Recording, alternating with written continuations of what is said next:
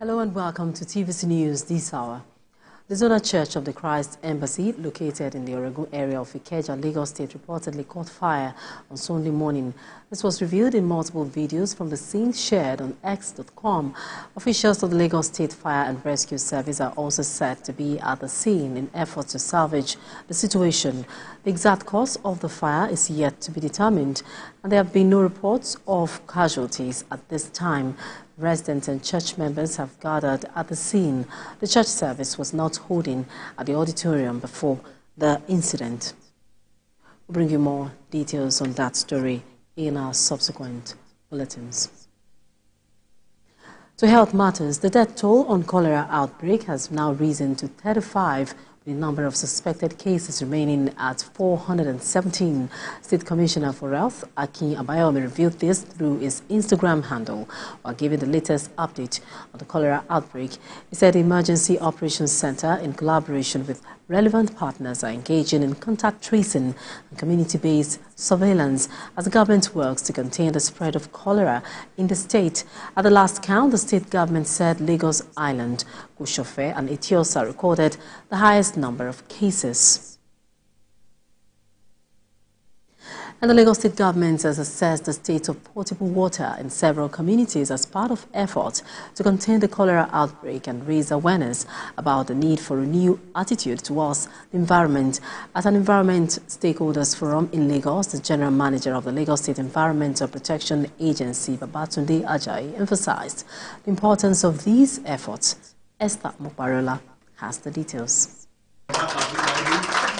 Gathered at this forum are students, environmental advocates, corporate organizations and other stakeholders taking part in a discussion promoting public safety and a cleaner, sustainable environment for Lagos residents. Some of the most meaningful things we can do at home and also in our schools is promote green culture. And that is so easy to do. We're already doing it in Lufasi Park with our neighboring schools, just encouraging the youngsters there to be growing some products, especially things like tomatoes, because we know what's happening in the market now. So just encouraging young people to grow a few things, and it's so easy to do. The whole Ruaha on the environment is ensuring that we hand over a safe environment to future coming generation. And we already have them involved. LASAPA has found a way to bring them in. They were brought in, they participated fully in the debate, they expressed their opinion, their views, and how they feel things should go. I want to be able to speak to people about how they should take care of the environment, because the earth is all we have. Speaking on the recent cholera outbreak in some parts of the state, the General Manager of the Lagos State Environmental Protection Agency highlights significant steps being taken to contain the trend. As LASEPA, we have been in the center of this activity, of this outbreak response. We have gone to test water across town, across all local governments. We're currently out in Koshofe today. I think we have done Lagos Island, we have done Mushin. We have seen, different activity in the water people drink. And we have deliberately made sure that the infractions or the problems, the carelessness that cause these problems have been abated. People should not indiscriminately leak their waste or their sewage into drains, right, into gutters. If you leak it into gutters, your water pipes are flowing through the same gutters. Anywhere you have a burst, there will be a connection, and then you have the cholera from the sewage getting into the pipes. The event also featured the presentation of awards and cash prizes to undergraduates who took part in an essay competition on environmental preservation, desertification and climate change. Esther Mokbarola, TVC News. Now to security matters. In Zamfara State, where armed bandits have kidnapped a Catholic priest, Reverend Father Micah Sulaiman, who is the parish priest of St. Raymond Catholic Church, Damba in Gusau, Zamfara State. He was kidnapped by the father's rectory in the church premises. The Catholic Diocese of Sokoto, led by Bishop Matthew Azan Kuka, confirmed the incident in a statement. The diocese expressed deep concern over the continuous kidnap of priests across the country, adding that the incident highlights the growing security challenges faced by religious communities. Police in Zamfara State, while confirming the incident, assured that troops are on the trail of the kidnappers to rescue the victim unhurt. Similarly, an unspecified number of worshippers were said to have been killed and others abducted by gunmen during Jumat prayer in Cairo village, Yaram district in Bukom local government area, Zamfara state. In the meantime, the Nigerian Army says it is committed to enhancing media access to operations across the country. This was disclosed during the media chat on Nigerian Army Civil-Military Cooperation in Kano, which was attended by the Group Managing Director and Chief Executive Officer of TVC Communications, Victoria Ajayi. Senior reporter Ibrahim Isa has the details. It is a gathering of Nigerian Army officials and the media executives. The Army's non-kinetic solution to tackling insecurity also includes promoting issues of national development, peace building and community engagement through this media chat held in Kano State, Northwest Nigeria. The Nigerian Army quarterly media chat serves as a platform to synergize efforts, improve communications and foster a strong and collaborative relationship between the Nigerian Army and the media for national security. The Chief of Army Staff, Lieutenant General Tarid Lagbaja, was represented by the General Officer Commanding 1 Division, Major General David Saraso. He pointed out that the chat was organized to improve media access to its operations and promote transparency. We understand that a robust partnership with the media is paramount, as the media serves as the bridge that connects the military to the citizens. The Managing Director and Chief Executive Officer of TVC Communications, Victoria Ajayi, was part of the discussions here. As we navigate the complexities of modern-day security threats, effective communication and collaboration remain essential in shaping public perceptions, fake news, countering misinformation, and upholding the integrity of our national security apparatus. The Director of Current Affairs, TVC Communications, Babajide Kolade Otitoju, among other media practitioners, gave his input on the relationship between the media and the Nigerian Army. If the military adopts the attitude that it's only the victories that the world must know, and that the setbacks must not be reported at all, it will damage the credibility of the military. What is the news? Who has the news? And to what use if you publish this news? That's what I talk about import and export, meaning of churning out news.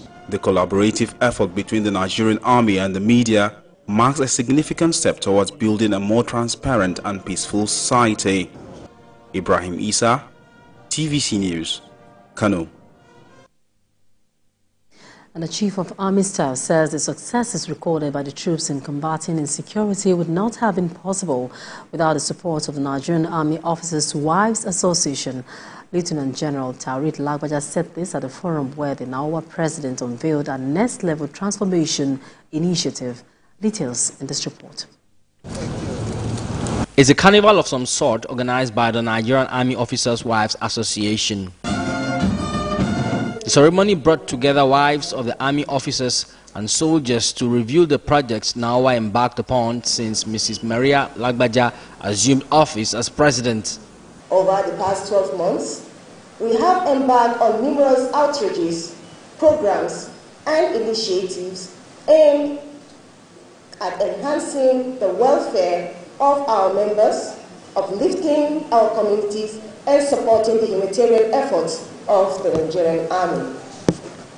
I have also commissioned several projects initiated by some NAOA chairpersons and coordinators effectively, which demonstrates that NAOA presiding members at all levels have fully embraced and keyed into my vision of sustaining legacies through unwavering commitment to unity and service for the betterment of humanity. The event also provided a platform for the unveiling of the next-level transformation initiative of the Nawa president. To transform the Nigerian Nigerian Army Officers Wives Association into a community of positive-minded, purpose-driven, family-oriented, and productive women. For the Chief of Army Staff, the achievement of the Army in tackling insecurity would not have been possible without the support of NAWA. Many of our women have evolved into strong decision makers, running the home front effectively while the spouses are in the front lines,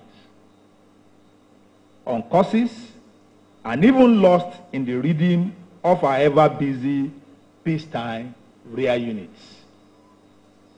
I must confess that NAWA has been hugely instrumental to the Nigerian Army's successes this past year. This ceremony marks the beginning of another year for the Nigerian Army Officers Wives Association. You're watching TVC News. We'll take a momentary turn with more stories. Please stay with us.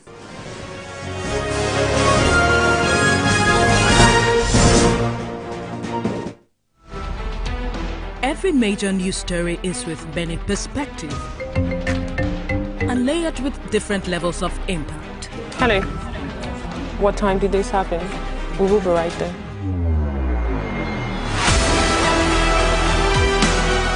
At TVC News, we follow the big and major news, gathering the facts, witnessing the outcome. I am here live at the aftermath of the approval of the new national minimum wage. We are TV station of the year, not just for breaking news, but for being first, fair and accurate. TVC News, first with breaking news. I'm Miriam Lunge. I'm a passionate environment advocate and a published author. I am the founder of Celebration, a businesswoman, and a fashion icon. I am a wealth coach and a real estate developer. I am Amako Arakwe. I'm a corporate commercial lawyer and an entrepreneur. Barka Mudawar Haka. I am Ramatu Shehu Oyibo, an entrepreneur and a business coach. I am the voice of an average Muslim woman, an hijabite, and a lawyer. I am a polymath and a serial entrepreneur. I am Murayo Afolabi Brown, Managing Director, TVC Entertainment. I'm a media consultant, producer, and broadcaster. The ladies of your view are made of women from different professions, tribes, cultures, and religion. Join us every Monday to Friday as we share our views on topical and social issues.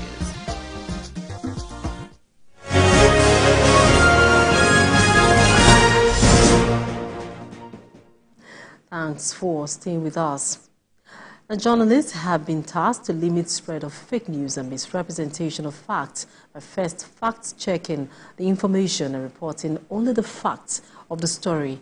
This formed part of discussions at a training for broadcast journalists and students of communication in Lagos State. We have more in this report.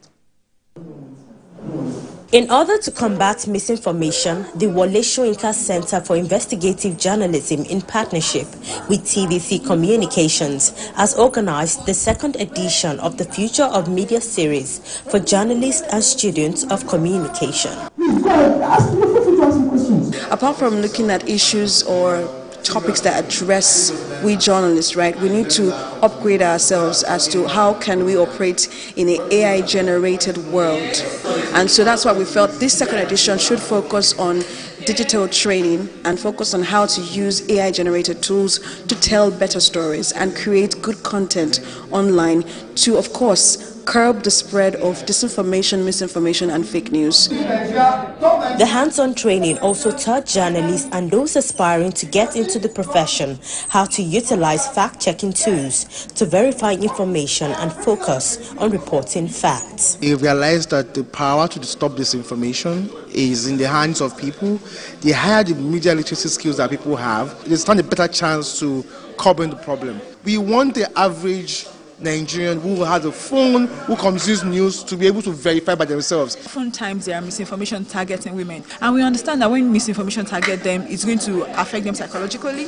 It's going to reinforce the stereotypes that is already against women. So it is our responsibilities as journalists, specifically content creators, to ensure that the right information about women get out there. A lot was said about those who fabricate incorrect stories, but what can the public do to help fight the spread of fake news? With the wave of the new media, the social media, or whatever name you call it, you cannot do without fact-checking.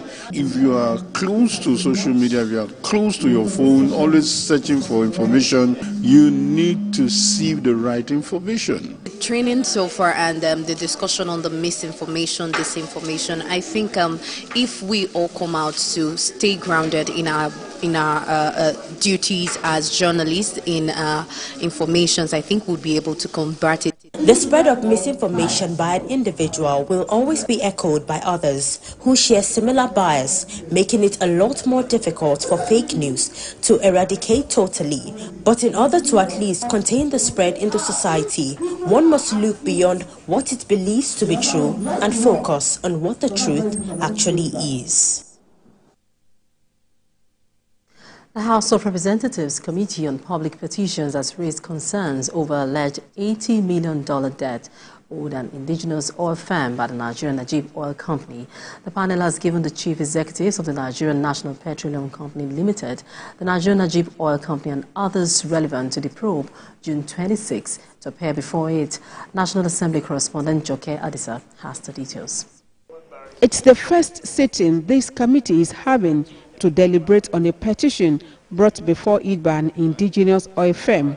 The firm, the Kun Services Limited, alleges that the National Najib Oil Company, NAOC, owes it more than $80 million. He says many of his contracts were taken off him. The law says that once you pass the technical bid, you are judged financially and technically competent to do the job. And JKPs have been doing this job for about 7 years. But suddenly Najib said that they are not allowed to participate in the commercial bid, having passed the technical bid.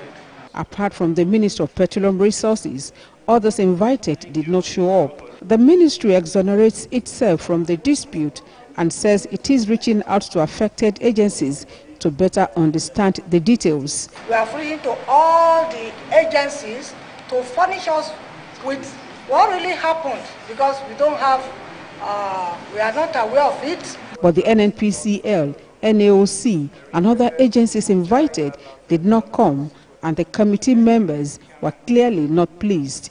Attempts by one of them to give a soft landing to the Chief Executive Officer of NNPCL failed. We can have a conversation with some of the other members that are supposed to be here. You do all agree that this is a celebratory period for our Muslim brothers. Possibly, most of them are still out of the country. It has become a recurring decimal that this committee is disrespected by people who are on government payroll. If you are holding the mandate that Mr. President has given to you on behalf of Nigerians, and this is the house of the people, and these same Nigerians voted all the members in this committee and in this house, this 10th assembly. And this 10th assembly will summon you for how many times and you are not here? The event that any of those invited failed to cause appearance on the 26th of June, the committee says the Inspector General of Police, Kaudi Egbetokun, is put on notice to produce them at his sitting after next Wednesday. Joke Adisa, TVC News. The governor of Akwa Ibom State, Umo Eno, says his government remains committed to agriculture and rural development in the state. He gave the assurance while visiting the local government farms on the Shongai Model Farm in Insit Ibom. TVC News' Miriam Daniels has the details.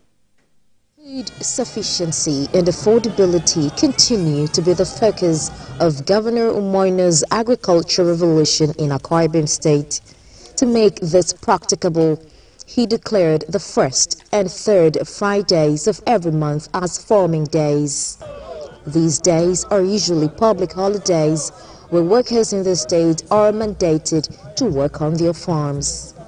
This week, Governor Eno visits the local government farms at Nsit Ibom and Nsutubim, as well as the Shanghai model farms. At Nsit Ibom, he was impressed with the farming project under the care of the local government chairman. Impressed, very impressed, and but I mean, more than the farming, the way she goes about it, she works hand in hand with the Ministry of Agriculture. You can see a director from the Ministry of Agriculture is here, working with the local government. One, training the people in the locality with this farm, and then sending them back to their villages to farm. And return thanks to His Excellency Pastor Mo Basino for giving me this opportunity, because you've seen the synergy that we work together, both from the local government and the state government. So that's why we've been able to achieve what we've.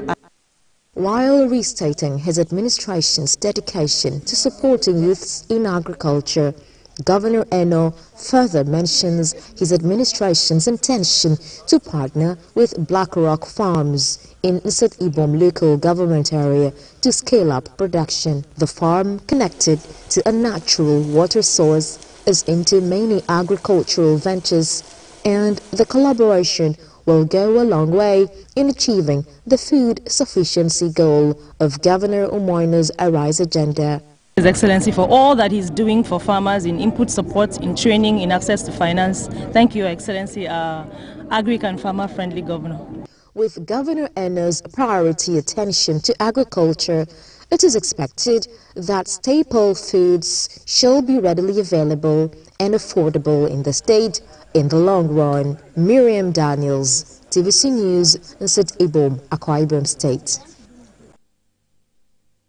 A new creative platform to encourage young poets to express themselves has been launched in Lagos. Modupiola Creative Writing Club organized a poetry competition for secondary school students to encourage creativity and test their knowledge of digital literacy. Senior reporter Ola Awakon captured the moment of lyrics and laurels. I know history has never been kind to our women. Poetry as a genre of literature has been a long-standing medium of expression for many creative individuals. Repeat! These students are selected from different secondary schools to compete by writing poems on the theme digital literacy at the maiden edition of Modupiola Creative Writing Club Poetry Competition. Welcome to the internet, where there's fake news. The expressions in stanzas and verses were apt as the contestants presented their original poems. When minds clash, digital literacy, a beacon bright. At the end of the exercise, top grade secondary school emerged winner. I'm so happy that we take the prize home, and it just opens up us to more opportunities. Now I member to the Modupiola Club. The convener of the competition, Modupiola Kalejai, says the essence is to encourage creativity, discover talent and educate students on the basis of digital literacy. I noticed that most of the youth these days don't know how to use the digital. They are not well informed about the digital world. Like e.g., let me talk about how they use the internet and how they use their gadgets for. They don't use it for things that they can benefit things for them. And looking at it, when students are on the internet, they feel like they can insult whoever that is on the internet, and not knowing that the person you might be insulting might be your daddy's mate or your uncle's mate. Talk about AI, artificial intelligence. We should agree that for every sector, of all our endeavors now, has to have that that emphasis of digitalization, because that's the currency of today and that is the direction of the world. Given the controversy arising from the negative influence from the digital space, the contestants argue that parental control is key for students. We can use parental control so our parents can be able to observe what we are doing with in the internet, because not everyone are the same. Some people might be like that, some people might not. Like, parents should just know that there are advantages and disadvantages to everything, and it is their duty and responsibility to guide their children through the advantages and not see the disadvantages. In digital literacy, they are parental guide, so we can install parental guide on their phone to be able to, because obviously some people have bad thoughts in their mind to watch different stuff. Poetry is in the class of its own. The president of the Poets in Nigeria and other literary scholars at the forum commend the initiative designed to promote poetry for positivity in the society. Some years back, we started this promotion of poetry, and several persons were wondering why poetry. But today, a lot of people are connecting with poetry, spoken word poetry and the like, in driving societal good, as it were. Past, when we were growing up, we only read Nails and Bones and other thrillers. But the young people of these days are taking interest, very profound interest in not just poetry, but also redefining the form of poetry through spoken word poetry, through performance poetry, and through various other forms. A lot of youngsters are complaining that we elders are not supporting their talent, we are not supporting their skill, and I think we should change our ways towards them too. The host also designed a cake with poem inscribed in it to motivate the young poets. Modupeola Creative Writing Club, through this poetry competition, has successfully created a new platform for poetic expression among students geared towards the development of the society. Ola Awakon, TVC News, Lagos. That's TVC News this hour. For more updates on the stories we are monitoring, you can visit our website, www.tvcnews.tv. You can also follow us on our social media handles, Facebook, Instagram, and on X at TVC News NG. On YouTube, we are live at TVC News Nigeria. Thanks for watching.